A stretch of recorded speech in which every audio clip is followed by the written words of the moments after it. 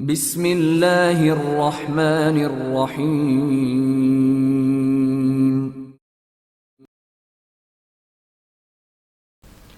ادبستان میں خوش آمدید دوستو، آج ہم اس ویڈیو میں آپ کو تابوت سکینہ کے بارے میں بتائیں گے۔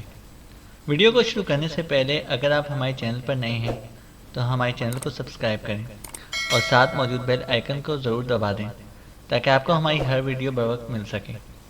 شکریہ۔ ہالی ووڈ کی فلموں کا ایک انتہائی مشہور اور کامیاب فلم ڈائریکٹر، پروڈیوسر اور اسکرین رائٹر اسٹیون اسپلبرگ کے نام سے جانا جاتا ہے۔ یہ کٹر یہودی ہے۔ اس کی فلموں کے موضوعات اکثر یہودیت کے حوالے سے ہوتے ہیں۔ سن 1981 میں اس نے ایک film Raiders of the Lost Ark کے نام سے بنائی۔ یہ فلم جنگ عظیم کے پس منظر میں بنائی گئی۔ اس فلم میں دکھایا جاتا ہے کہ جرمن نازی تابوت سکینہ کی تلاش میں مصر کے آثار قدیمہ کی کھدائی کرتے ہیں تاکہ اس تابوت کی برکت سے جنگ میں کامیابی حاصل کر سکیں۔ دوسری جانب امریکی خفیہ ادارے کے کچھ افراد فلم کے ہیرو آرکیالوجسٹ ڈاکٹر جونز کو جرمنوں کے اس منصوبے کے بارے میں بتاتے ہیں اور اسے معاوضے پر اس بات کے لیے تیار کرتے ہیں کہ وہ جرمنوں کے اس منصوبے کو ناکام کرے۔ قصہ مختصر کہ ڈاکٹر جونز مصر روانہ ہو جاتا ہے اور بڑی مشکلات سے زمین کے نیچے دفن تابوت سکینہ تک جرمنوں سے پہلے پہنچ جاتا ہے، لیکن عین اس وقت تابوت سمیت جرمنوں کے ہتھے چڑھ جاتا ہے۔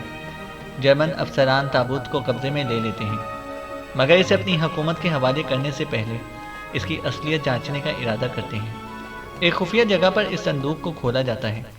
صندوق کے کھلنے پر اس خفیہ غار میں گویا قیامت سی آ جاتی ہے۔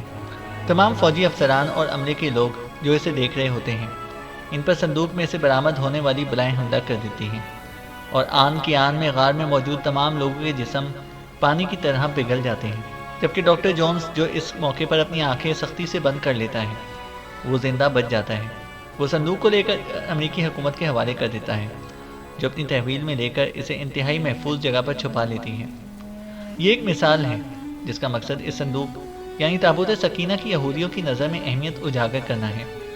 صرف یہی فلم نہیں، ہزاروں فلمیں ڈاکومنٹریز اس تابوت سکینہ پر بنائی جا چکی ہیں جن میں اس کی اہمیت اور اس کی تلاش کے حوالے سے کوششیں دکھائی گئی ہیں، لیکن حقیقت یہ ہے کہ اس صندوق تک آج تک کسی کی رسائی نہیں ہو سکی۔ پوری دنیا میں یہودی آج بھی ماہرین آثار قدیمہ کا روپ دھارے ملک و کھدائی کرتے پھر رہے ہیں، لیکن آج بھی اس میں ناکام ہیں۔ اس صندوق میں کیا ہے؟ یہ صندوق یہودیوں کے لیے زندگی اور موت کا مسئلہ کیوں بنا ہوا ہے؟ یہودی اس صندوق کا کیا کرنا چاہتے ہیں؟ سب سے پہلے ہم قرآن پاک میں دیکھتے ہیں کہ اس صندوق کی کیا اہمیت تھی اور اس میں کیا تھا۔ ہمارے لیے قرآن پاک سے بڑھ کر کوئی اور حوالہ نہیں۔ قرآن پاک میں ہے، اور ان سے ان کے پیغمبر نے کہا، اس کی بادشاہی کی علامت یہ ہے کہ وہ صندوق تمہارے پاس آئے گا جس میں تمہارے رب کی طرف سے تمہارے سکون و اطمینان کا سامان ہے، اور جس میں آل موسیٰ و ہارون کی چھوڑی ہوئی چیزیں ہیں جسے فرشتے اٹھائے ہوئے ہوں گے۔ اگر تم ایمان والے ہو تو یقیناً اس میں تمہارے لیے بڑی نشانی ہے۔ اس آیت مبارکہ میں لفظ تابوت کا مطلب صندوق اور سکینہ کا مطلب ایسا سامان جس سے دل کو سکون اور راحت ملے، یعنی اس صندوق میں ایسا سامان تھا جس کی برکت سے دلوں کو مضبوطی اور تسکین ملتی تھی۔ تفاسیر کے مطابق یہ صندوق سب سے پہلے حضرت آدم علیہ السلام پر جنت سے اتارا گیا تھا۔ یہ شمشاد نامی لکڑی سے بنا ہوا تھا۔ اس مقدس و متبرک صندوق میں حضرت آدم علیہ السلام اپنا ضروری سامان رکھا کرتے تھے۔ یہ صندوق نسل در نسل چلتا ہوا حضرت یعقوب علیہ السلام تک پہنچا۔ حضرت یعقوب علیہ السلام کا دوسرا نام اسرائیل تھا۔ ان کی اولاد بنی اسرائیل یعنی اولاد اسرائیل کہلاتی تھی۔ حضرت یعقوب علیہ السلام کے ایک بیٹے کا نام یہودا تھا، جن کی نسل کو ہم یہودیوں کے نام سے پکارتے ہیں۔ یہ صندوق بنی اسرائیل کے پیغمبروں کے پاس آ گیا۔ یہودیوں کے پہلے رسول حضرت موسیٰ علیہ السلام تھے۔ یہ صندوق ان کے زیر استعمال رہا۔ اس میں آپ علیہ السلام اپنا عصا مبارک اور آپ پر نازل ہونے والی تورات کی لوحیں رکھا کرتے تھے، یعنی اس صندوق میں انبیاء کے معجزات کی اشیاء محفوظ ہوتی تھیں۔ حضرت موسیٰ علیہ السلام اور حضرت ہارون علیہ السلام کے دنیا سے رخصت ہونے پر ان کے لباس، عصا مبارک، امامہ مبارک اور آسمان سے اتارا جانے والا من و سلوہ بھی اس صندوق میں محفوظ کر دیا گیا، اور یہ صندوق قوم کے سرداروں کی تحویل میں چلا گیا۔ یہ معجزات اللہ کی طرف سے ان انبیاء پر اتارے گئے تھے، چنانچہ ان کی برکت سے اس صندوق کو خاص فضیلت حاصل تھی۔ بنی اسرائیل کے لوگ اس صندوق کا بے حد احترام کرتے تھے۔ اس کی وجہ یہ تھی کہ اس صندوق کی برکت سے ان کو بہت زیادہ فوائد حاصل ہوتے تھے۔ کبھی کوئی آسمانی آفت آتی تو اس صندوق کے سامنے بیٹھ کر دعا کرتے تو وہ آفت حیرت انگیز طور پر فوراً ٹل جاتی۔ کبھی زلزلہ، سیلاب، خوفناک آندھی و طوفان آتا تو یہ تابوت سکینہ کے وسیلے سے دعا کر کے اسے نجات پا لیا کرتے۔ اسی طرح جنگ و جدل کے دوران بڑے سے بڑے لشکر کے ساتھ مقابلہ کرتے وقت صندوق فوج کے آگے لے کر چلتے، جس کی برکت سے ان کے حوصلے بھی بلند ہو جاتے اور دشمن کی افواج پر کم سے کم جانی نقصان کے بدلے غالب آ جاتے۔ خاص موقعوں اور تہواروں پر یہ صندوق کو عزت و احترام سے کندھوں پر اٹھا کر جلوس نکالا کرتے۔ اس مقدس صندوق کی حفاظت کے لیے فوج کا ایک خصوصی محافظ دستہ تعینات ہوتا تھا۔ یہ قوم بہت عجیب و غریب عادات کی مالک تھی۔ ایک طرف تو صندوق اور اس میں موجود اشیاء کا احترام اس قدر کہ تصور بھی نہیں کیا جا سکتا، دوسری طرف اللہ کے احکامات سے مکمل روگردانی کرنا ان کا معمول بن چکا تھا۔ یہ نہایت ضدی، اڑیل، مغرور اور سرکش لوگ تھے، حد سے زیادہ لالچی، مال و دولت سے زیادہ محبت کرنے والے اور ظالم تھے۔ اپنے انبیاء اور علماء کی روک ٹوک پر ان کو خوفناک اذیتیں دیا کرتے تھے۔ جب ان کی سرکشی حد سے بڑھنے لگی تو اللہ نے ان کو عذاب دینے کے لیے ان پر قوم عمالقہ مقرر کر دی۔ اس قوم کے بادشاہ جالوت نے ان پر انتہائی زبردست حملہ کیا، ان کی بستیاں اجاڑ دیں، شہروں کو جلا کر راکھ کے ڈھیر میں بنا دیا، بے شمار لوگوں کو قتل عام کر کے ہلاک کر دیا اور ان کا تابوت سکینہ چھین کر ساتھ لے گیا۔ مفسرین کے مطابق اس نے اس تابوت کو گندگی کے ڈھیر پر پھینک دیا۔ تابوت کی اس بے حرمتی پر اللہ کی طرف سے قوم مالکہ پر اللہ کا عذاب نازل ہوا۔ جس شہر کے گندگی کے ڈھیر پر یہ صندوق پھینکا گیا تھا، اس شہر میں ایک عجیب سی وبا پھوٹ پڑی جس کا کسی حکیم معالج کے پاس کوئی علاج نہیں تھا۔ لوگ بہت تیزی سے لقمہ اجل بننے لگے۔ لوگ پریشان ہو کر حاکم شہر کے پاس پہنچے، اسے کاہنوں کو جمع کیا اور ان سے اس عذاب کی وجہ معلوم کرنا چاہیے۔ کاہنوں نے حساب لگا کر بتایا کہ اس عذاب کی وجہ تابوت سکینہ کی شدید بے حرمتی ہے۔ وہ لوگ اس صندوق کو بنی اسرائیل کو کسی صورت میں واپس نہیں کرنا چاہتے تھے، چنانچہ یہ صندوق ایک دوسرے شہر میں پہنچا دیا گیا۔ حیرت انگیز طور پر صندوق پہنچانے کے بعد اس شہر میں بھی وہی خوفناک مرض پھوٹ پڑا اور ہزاروں کی تعداد میں روزانہ انسان مرنے لگے۔ کہا جاتا ہے کہ اس صندوق کی وجہ سے اس قوم کے 5 شہر مکمل طور پر تباہ ہو گئے۔ مختلف آفات، امراض نے اس قوم کو اپنی لپیٹ میں لے لیا۔ اس پر فیصلہ کیا گیا کہ یہ تابوت واپس بنی اسرائیل کو کر دیا جائے۔ صندوق کو ایک بیل گاڑی پر رکھا گیا اور اسے اس شہر سے نکال دیا گیا۔ خدا کی قدرت سے بیل اس صندوق کو لے کر بنی اسرائیل کے ملک کی طرف روانہ ہو گئے۔ دوسری جانب اس زمانے میں بنی اسرائیل میں حضرت شموئیل علیہ السلام مبعوث کیے گئے تھے۔ حضرت شموئیل علیہ السلام طالوت کو، جو کہ ایک نیک انسان تھے، بنی اسرائیل کا بادشاہ بنانا چاہتے تھے، جبکہ بنی اسرائیل حسب معمول سرکشی اختیار کیے ہوئے تھے، اپنے نبی کی کسی بات پر عمل کرنے کو تیار نہیں تھے۔ آخرکار قوم کے سرداروں نے جان چھڑانے کی خاطر حضرت شموئیل علیہ السلام سے مطالبہ کیا کہ اگر وہ اللہ کے سچے نبی ہیں اور چاہتے ہیں کہ ہم ان کا حکم مانا جائے تو وہ دعا کریں کہ ان کا قیمتی اور مقدس تابوت سکینہ ان کو واپس مل جائے۔ اگر ان کی دعا قبول ہو گئی تو وہ ان کی ہر بات تسلیم کر لیں گے۔ اس پر حضرت شموئیل علیہ السلام نے حکم ربی سے ان کے ساتھ وعدہ کر لیا کہ تابوت سکینہ اگلے روز صبح تک خود بخود ان کے پاس پہنچ جائے گا۔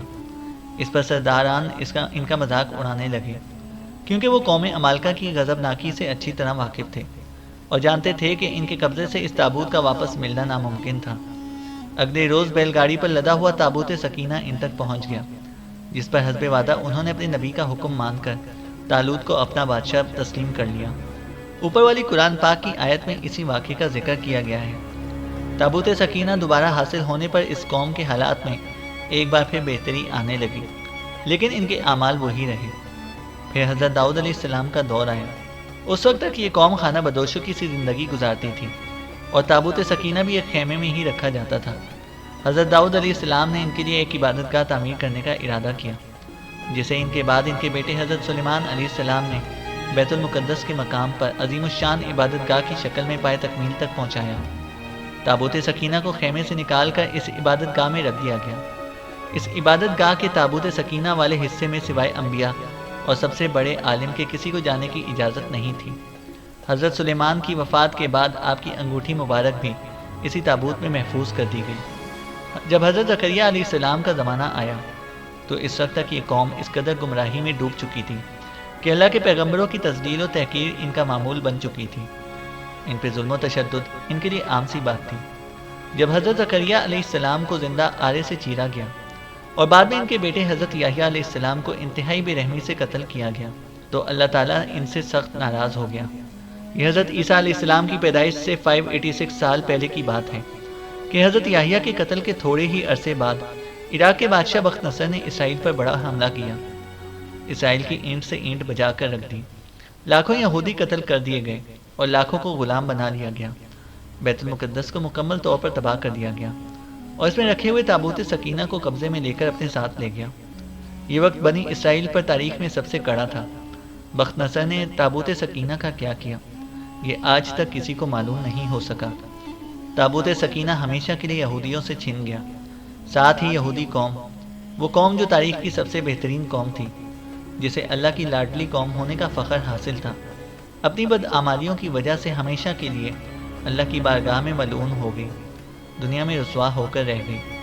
آج یہودیوں کو 2000 سال بعد دوبارہ اسرائیل کی سرزمین پر قدم جمانے کا موقع ملا ہے، تو بھی اس قوم کی وہی عادات و اطوار ہیں، وہی ظلم و جبر، دھونس دھاندلی، تکبر، خود کو ساری دنیا سے اعلیٰ و عرفہ سمجھنے کا خناس، اللہ کی طرف سے لعنت زدہ ہو جانے کے باوجود بھی ابھی تک اللہ کی لاڈلی قوم ہونے کی خوش فہمی میں موجود ہے، وہی مال و دولت کا لالچ اور مال جمع کرنے کے وہی صدیوں پرانے شیطانی طریقے، ان کا کچھ بھی نہیں بدلا۔